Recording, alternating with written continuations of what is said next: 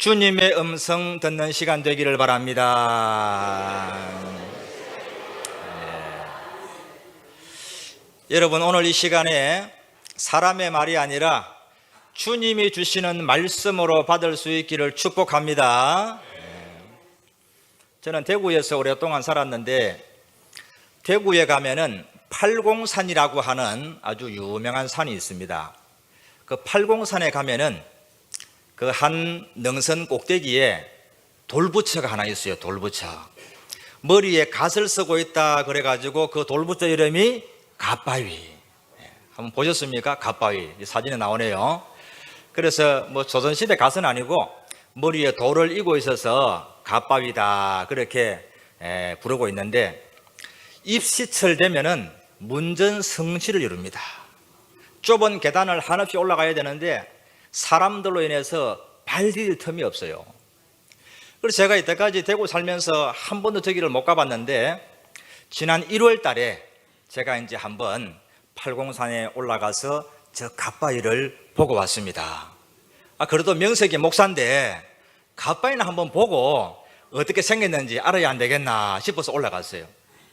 그래서 올라갔는데 그 돌 계단을 한없이 올라갔습니다. 다리가 아프도록.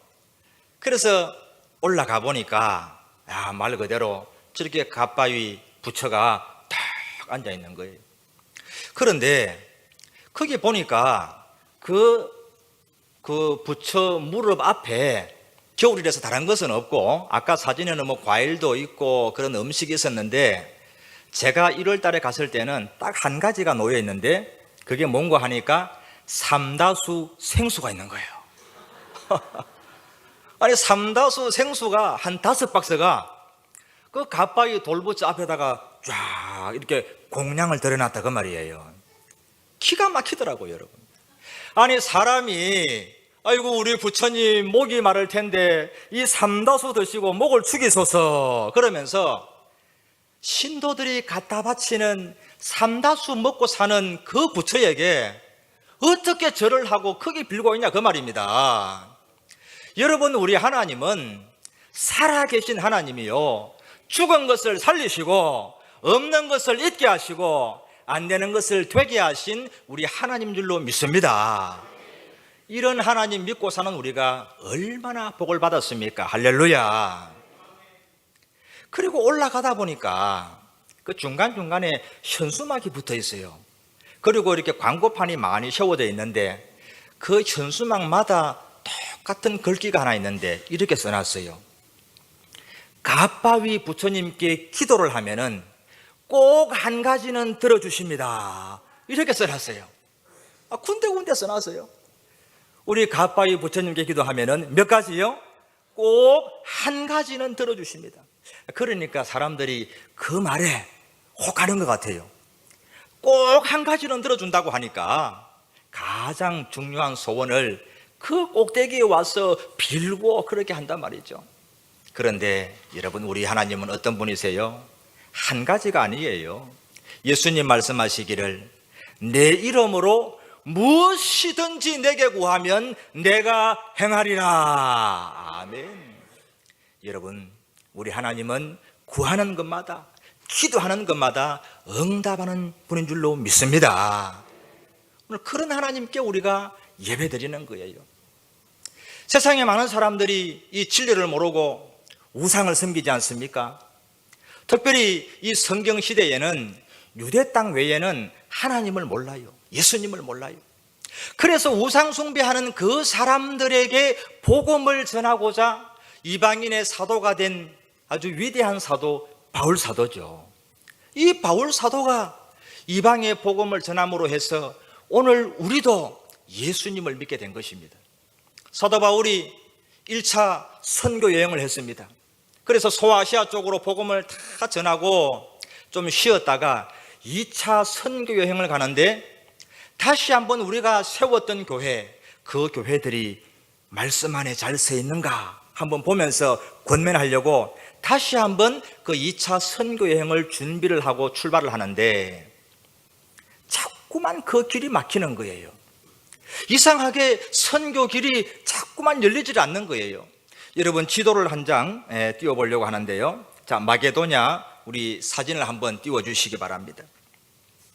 자, 저 지도를 보면은 여러분 오른쪽에 보면은 저게 아시아입니다. 아시아. 근데 지금 우리 아시아는 아니고 소아시아라 그럽니다. 신약 성경에 나오죠. 또 요한계시록에 나오는 소아시아. 그 아래쪽에 보시면은 예루살렘이 보이죠. 지중해 아래쪽에 이스라엘이 있고 거기에 예루살렘이 있습니다. 거기에 있던 이 복음을 사도 바울이 이제 저 오른쪽 위쪽에 소아시아 지방, 요즘으로 말하면 튀르키예, 터키 지방이에요. 이쪽에다가 복음을 전하고 거기에 많은 교회를 세웠어요. 그리고는 다시 한번 이제 그곳에 가서 이 교회들이 잘 있는지 권면하고 말씀으로 세우려고 가는데 그게 잘 안 된다 이 말이죠. 길이 막히는 거예요. 여러분, 그런데 거기에서 이제는 어떻게 하나 하고 있는데 하루는 환상을 보게 된 겁니다. 환상을. 어떤 환상을 보게 되었느냐. 자, 여러분 9절 말씀을 우리 같이 한번 읽어보겠습니다. 9절 시작. 밤에 환상이 바울에게 보이니 마게도냐 사람 하나가 서서 그에게 청하여 이르되 마게도냐로 건너와서 우리를 도우라 하거늘. 자, 지금 이제 본인이 계획했던 이 소아시아 다시 한번 그곳에 방문하려고 하는데 그 길이 자꾸 막히고 있었는데 이 드로아에 갔는데 밤에 환상을 보게 되었는데 자기가 목포해고 가려고 했던 이 소아시아가 아니라 저 에게에 넘어 저 위쪽에 있는 마게도냐 지방에서 한 사람이 건너와서 우리를 도우라, 건너와서 우리를 도우라, 이런 환상을 보게 되었다고 말이죠. 여러분, 그래서 이 환상을 보자마자 바울이 자기가 목적했던 선교 방향을 돌려서 마게도냐로 가기로 결심을 했다는 것입니다. 그런데 이게 사실은 쉬운 게 아니에요. 왜냐하면 이때까지 전도하고 교회를 세운 곳이 어디입니까? 이 소아시아입니다. 거기는 가면은 성도님들이 바울을 반겨주고 알아주고 기댈 언덕이 있다 이 말이죠. 그런데 저 마게도냐 지방에는 교회도 없습니다.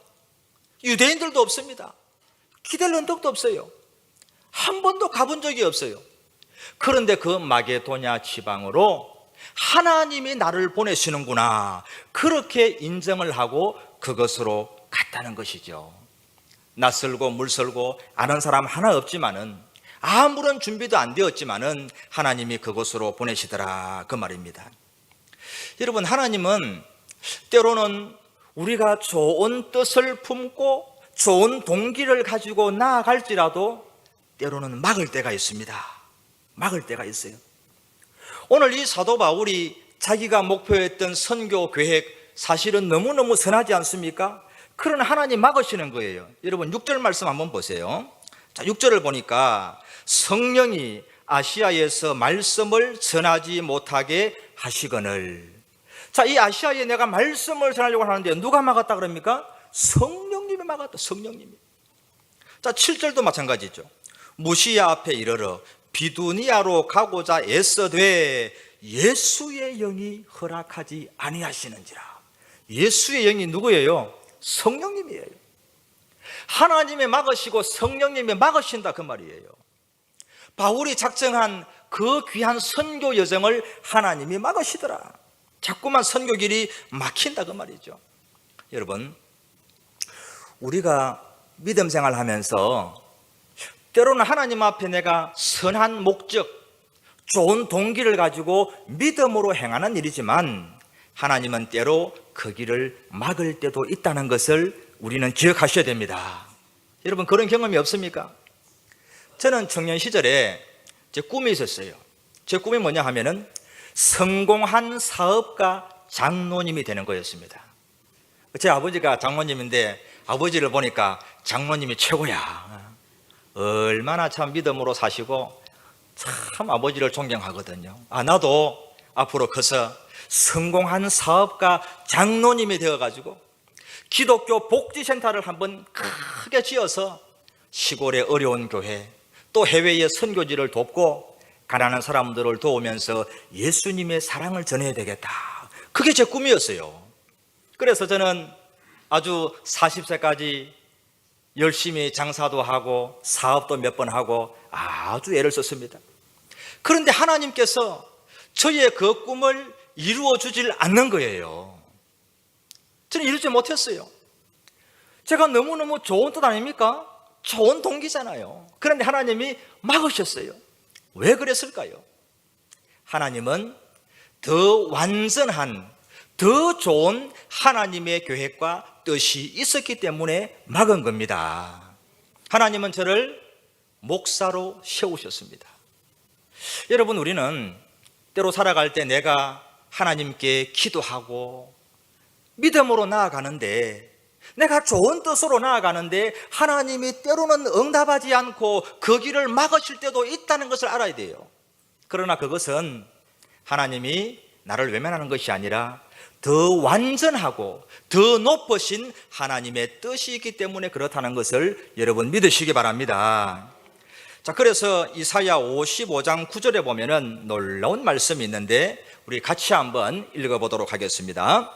이는 하늘이 땅보다 높음같이 내 길은 너희의 길보다 높으며 내 생각은 너희의 생각보다 높음이니라. 아멘. 하나님의 생각은 우리보다 더 높고 완전하시기 때문에 우리가 하나님의 그 뜻을 따라서 나아가야 되는 것입니다. 그래서 바울은 이 환상을 보고 나서 이거 하나님께서 나를 이 소아시아가 아니라 마게도냐로 보내시기를 원하시는구나, 그렇게 생각을 하고 받아들였다는 것이죠. 그래서 자기의 모든 계획을 포기하고 곧 짐을 싸서 마게도냐로 건너갔다는 것입니다. 여러분 10절 말씀을 한번 우리 같이 읽어보겠습니다. 10절 시작. 바울이 그 환상을 보았을 때 우리가 곧 마게도냐로 떠나기를 힘쓰니 이는 하나님이 저 사람들에게 복음을 전하라고 우리를 부르신 줄로 인정함이러라. 아멘. 여러분 저기에 보면은 곧이라는 단어가 나오잖아요. 곧, 그죠? 하나님께서 주신 사인을 바라보고 하나님의 뜻을 깨닫고는 지체하지 않았다는 거예요. 곧 바로 짐을 싸서 마게도냐로 건너갔다는 것입니다. 여러분 사도 바울은요, 영적인 민감성이 있는 사람이었어요. 영적인 민감성. 하나님이 주시는 그 사인을 하나님의 음성으로 분별할 수 있는 영적인 민감성이 있었다는 거예요. 여러분 오늘 저와 여러분에게도 이런 영적인 민감성이 있기를 축복합니다. 말씀을 읽다가, 설교를 듣다가, 기도를 하다가, 찬양을 하다가 오늘 하나님이 나에게 주시는 말씀, 하나님의 그 뜻과 음성을 듣고 분별할 수 있기를 축복합니다. 그래야 우리가 하나님의 기쁨이 되고 주님의 뜻대로 살아갈 수가 있는 것입니다. 바울이 건너와서 우리를 도우라고 하는 그 주님의 음성을 깨닫고 순종했기 때문에 저 마게도냐와 유럽까지 복음이 전해지고 그 복음이 돌고 돌아서 오늘 우리 조선 대한민국에까지 이르러서 저와 여러분이 하나님을 믿게 되었다는 것이죠. 이 바울 외에 건너와서 우리를 도우라고 그 말씀에 순종한 또 한 사람이 있습니다. 우리나라에 개신교 복음이 언제 들어왔느냐, 이 교회사에 보면은 공식적으로 기록을 한 것이 1885년 4월 5일 날 부활주일입니다. 그때 제물포항을 통해서 언더우드와 아펜젤러 이 선교사님이 들어오셨어요. 그래서 1885년 4월 5일을 한국 개신교의 시작이다, 그렇게 보고 있는데, 그런데 사실은 그 이전에 여러 선교사들이 복음을 전한 적이 있습니다. 우리나라에서 여러분 가장 개신교 최초로 순교하신 선교사님이 누군 줄 아십니까? 가장 먼저 순교한 개신교 선교사님, 이분은 1866년 9월 2일 날 대동강에서 27살의 나이로 순교하신 토마스 선교사님이세요. 토마스 선교사님. 자, 사진을 한번 띄워주시기 바랍니다. 이 토마스 선교사님은 영국분이죠. 영국분.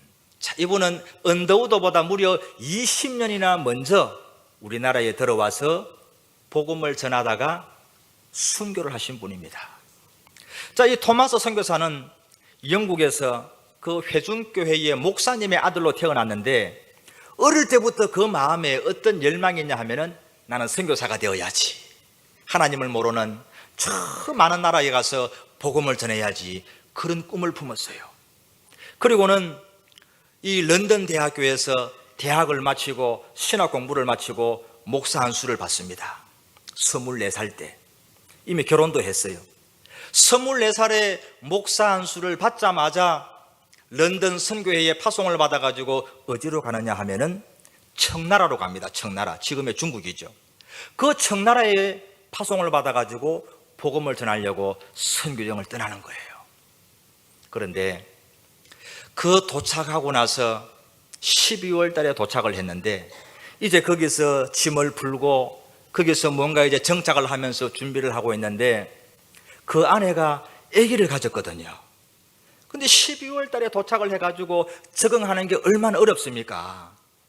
그러던 차에 청나라에 간 지 4개월 만에 이 부인이 아기가 유산이 되고 말았어요. 그런데 설상가상이라 그 유산되고 나서 처치를 잘 해줘야 되는데, 그 당시에는 어술이 너무너무 빈약하잖아요. 그래서 이 사모님이 유산당한 그 후유증으로 그만 세상을 떠나고 말았습니다. 4개월 만에. 기가 막힌 것이죠. 이 토마스 선교사 마음에 너무너무 상처가 되고 너무너무 아픈 거예요. 이해가 안 되는 거예요.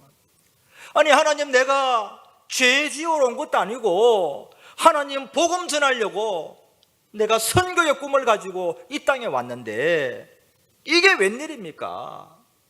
이게 무슨 일입니까? 너무너무 가슴이 아픈 거예요. 그래서 본국에다가 이제 정착을 했다고 선교 보고서를 써보내야 되는데, 선교 보고서가 아니라 아내의 사망 보고서를 가장 먼저 보내고 말았다는 것이죠. 그리고는 그 어려움을 이겨내고 또 기도하면서 마음을 추스리고 선교를 하려고 하는데, 이번에 자꾸 어려움이 생기는 거예요. 런던 선교회에 선교 지도하시는 총무님이 청나라 와 있었는데 그분하고 자꾸 부딪히는 거예요. 이 전도 방식에 대해서 의견이 안 맞아요. 그래서 늘 마찰이 일어나고 의견이 맞지 않고 이 다투게 되니까 안 되겠다 그러면서 이 토마스가 선교사직을 사임을 해버립니다. 그리고는 산동성으로 내려가서 해상세관에서 통역의 일을 하면서 그렇게 살아가고 있었어요. 그런데 한 번은 이 조선에서 두 사람이 목선을 타고 산동성으로 온 거예요. 이 토마스 선교사가 만나게 되었습니다. 알고 보니까 이 사람들은 그 당시 조선의 천주교 박해가 극심했거든요. 이 천주교 신자들인데 그 박해를 피해서 목선을 타고 이 산동성으로 온 거예요. 그 토마스 선교사가 그 사람들을 만나고 이야기를 하면서 조선 얘기를 들어보니까 그분들이 하는 얘기가, 조선에는 그리스도인이 한 사람도 없습니다, 이렇게 말을 하는 겁니다. 조선에는 그리스도인이 한 사람도 없습니다. 그 말을 듣는 순간에 토마스 선교사의 마음속에 갑자기 불덩이가 떨어지는 거예요. 내가 조선에 가야 되겠다. 내가 그 조선에 가서 복음을 전해야 되겠다. 그런 마음이 드는 거죠. 그래서 자나깨나 조선 생각이에요. 어떻게 하면 조선에 들어갈 수 있을까?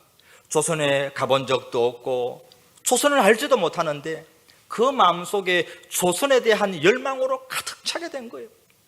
그래서 그 두 사람 중에 한 사람 이름이 김자평인데 이 교회사에 잘 나와 있습니다. 이 김자평이라는 사람에게 우리나라 말을 갖다가 배우면서 들어갈 준비를 하고 있었어요. 그런데 어느 날 기회가 왔습니다. 미국 상선 제네럴 셔먼호가 이 조선과 교역을 하기 위해서 대동강으로 들어가는데 통역관을 구한다는 소문을 들은 거예요. 그래서 토마스가 하나님이 주신 기회다 생각을 하고 조선에 들어가서 반포할 한문 성경을 한 꾸러미 준비를 해서 그 제너럴 셔먼호를 타고 대동강으로 들어가게 되었던 것입니다. 여러분, 그런데 우리 한국사를 보면은요, 이 당시가 어떤 시대냐 하면은 흥선대원군이 우리나라를 다스리고 있었어요. 흥선대원군이 강력한 쇄국 정책을 했지 않습니까? 외국과 통상을 하지 않았습니다. 그리고 그 당시에 병인 박해, 이 가톨릭 신자들, 천주교 신자들을 모조리 잡아서 죽이고 가두고 귀양 보내고 그런 박해가 있을 때였어요. 그래서 이 평양 감사가 박규수라는 분인데, 이분이 보니까 제네럴 셔먼호가 대동강에 들어오면서 교역을 하자고 하는 겁니다. 배를 갖다가 대게 해달라는 거예요. 안 된다. 지금 우리나라 정책상 외국인이 절대 들어올 수 없으니까 당신들은 돌아가시오. 그러면서 거절하고 돌아가라 그랬는데, 이 제네럴 셔먼호가 그 말을 듣지 않고 계속 대동강으로 들어오는 거예요. 그러니까 조선 수군들이 활을 쏘고 화성포를 쏘면서 공격을 하게 되었단 말입니다. 그래서 그 공격으로 순식간에 이 셔먼호가 불길에 휩싸여 버렸어요. 배에 타고 있던 사람들이 그저 그냥 강으로 다 뛰어내렸습니다.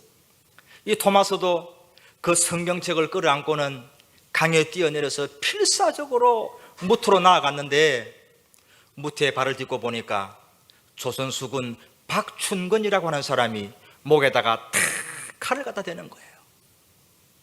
꼼짝없이 죽게 생겼어요.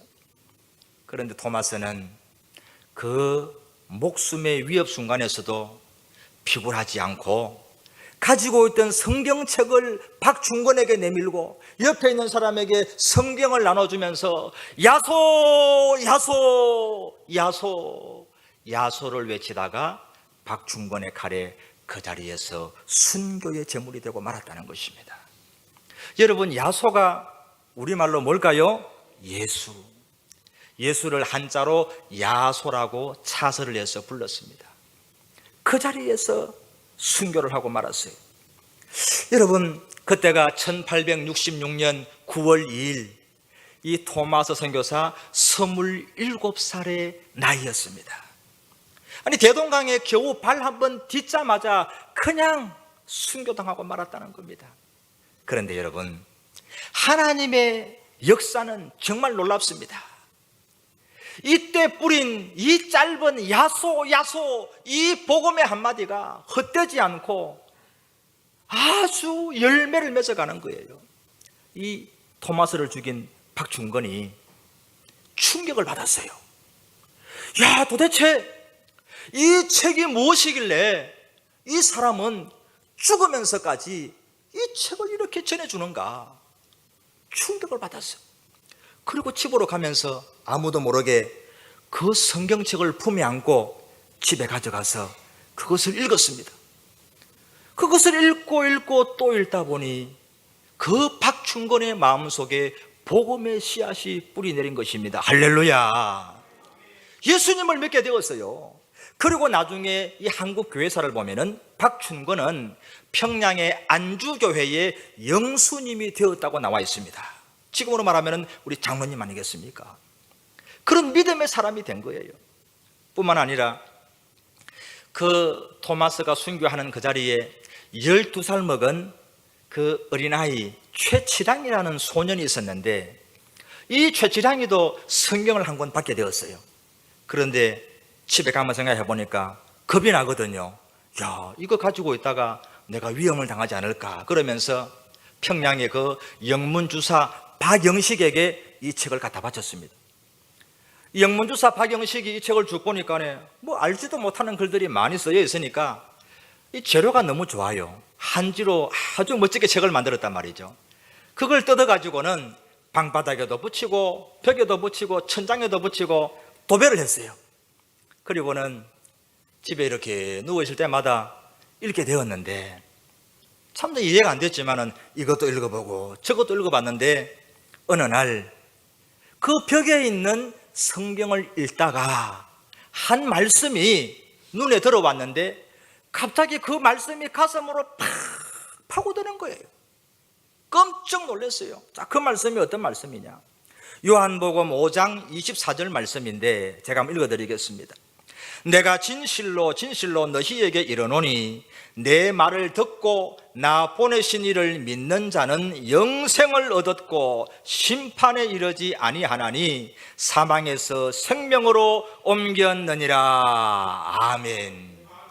이 말씀을 읽는 순간에 가슴이 뜨거워지고 말씀이 가슴으로 파고드는 거예요. 이 박영식이 예수님을 믿게 되었습니다. 할렐루야. 그리고 이 성경으로 도배를 한 그 박영식의 집터에 교회가 세워져요. 그것이 바로 최초의 교회, 평양 최초의 교회 널다리골 예배당입니다. 이 널다리골 예배당이 나중에 또 다른 교회로 더 크게 세워지게 되는데 그 교회 이름을 아십니까? 평양의 장대현 교회입니다. 장대현 교회. 그 장대현 교회에서 1907년도에 어떤 일이 일어납니까? 평양 대부흥운동이 거기서 일어나는 거예요. 할렐루야.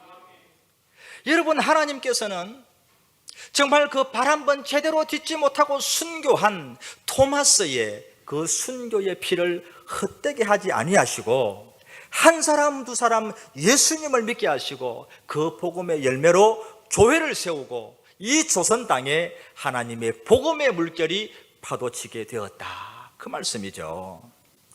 여러분, 토마스는 원래 이 조선에 계획이 없었잖아요. 원래는 저 청나라 중국 땅에 복음을 전하려고 많은 준비를 했어요. 그리고 그것을 목적으로 삼았어요. 그러나 그 길이 자꾸만 막히고 하나님이 열어주신 길은 조선의 길이었어요. 건너와서 우리를 도우라고 하는 그 주님의 부르심에 순종했을 때 오늘 이 땅에 하나님의 놀라운 복음의 영광이 나타나게 된 줄을 믿습니다. 여러분, 오늘 이 시대에 우리를 향해서 건너와서 우리를 도우라고 부르는 손짓이 있습니다. 오늘 낮예배 광고 시간에 담임 목사님께서 자세하게 설명을 하셨는데 이제 우리가 저 인도네시아 발리와 또 저 문경에 있는 시골교회, 동로교회, 합천에 있는 성산교회, 여러분 사실은 그 교회들이 우리를 부르고 있는 거예요. 건너와서 우리를 도우라. 왜 그렇게 얘기를 할까요?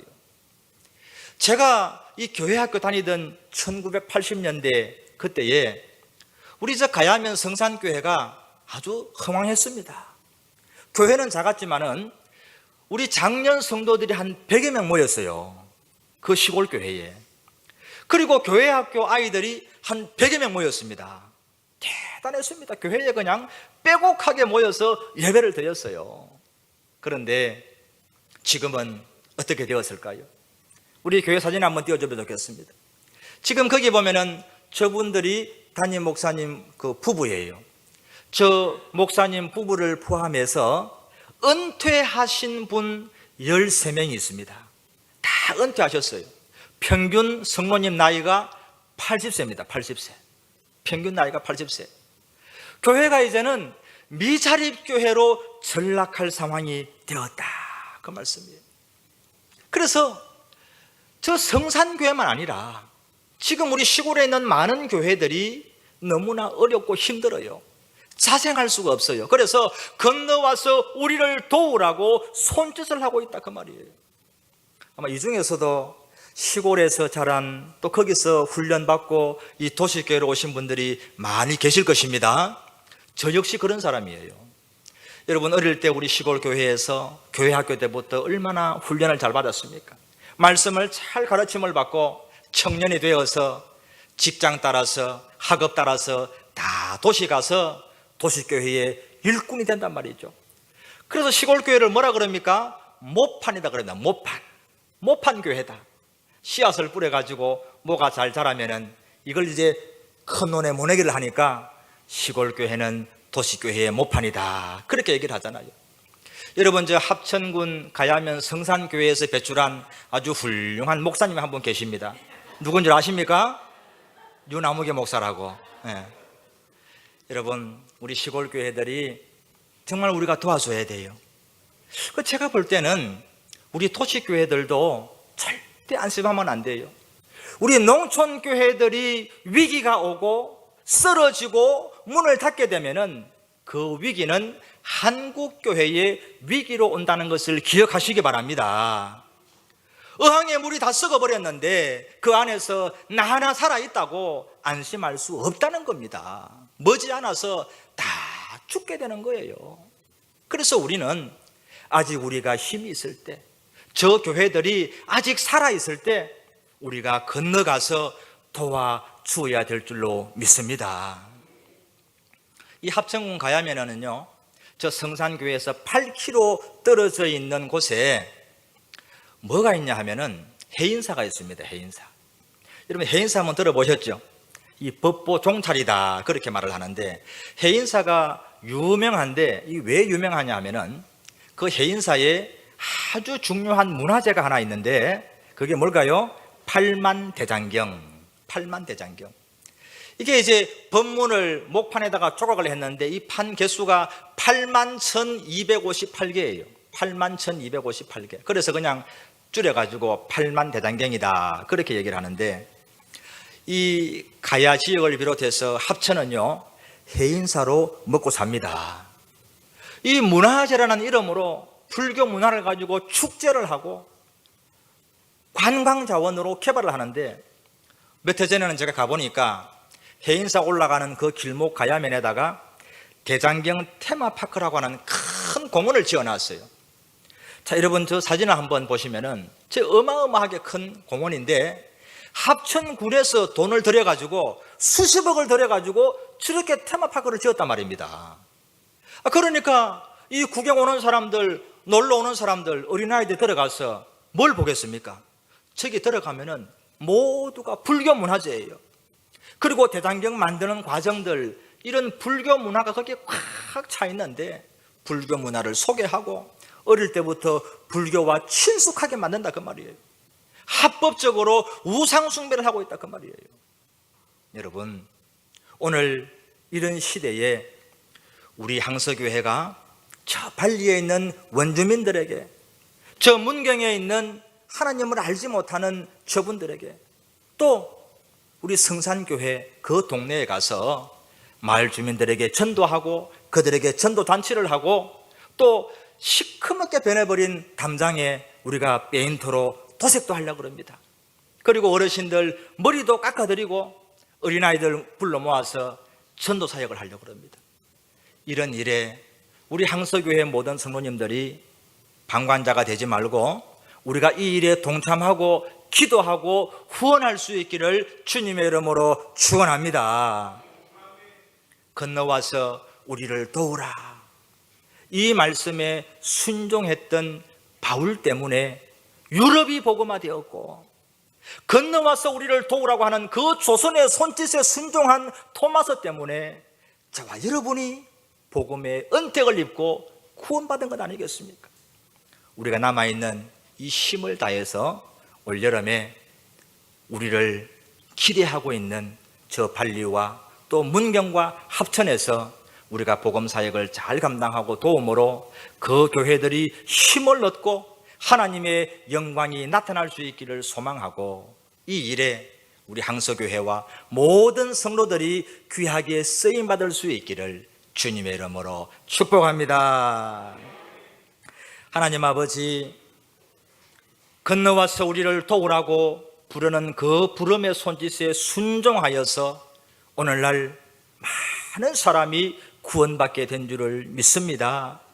오늘 이 시간에 우리에게 건너와서 우리를 도우라고 손짓하는 저 발리의 원주민들, 또 시골의 어려운 교회들, 우리가 기억하고 그들에게 복음을 전하고 그들을 사랑하며 함께 동력할 수 있는 마음을 허락하여 주옵소서. 하나님, 올여름에 아웃리치를 준비하는 우리 교역자들과 우리 모든 성도들에게 지혜를 더하여 주시고 주님의 사랑을 허락하여 주시고 우리가 온 몸과 마음을 다하여 헌신할 수 있도록 하나님 은혜를 베풀어 주옵소서. 예수님 이름으로 기도드립니다. 아멘.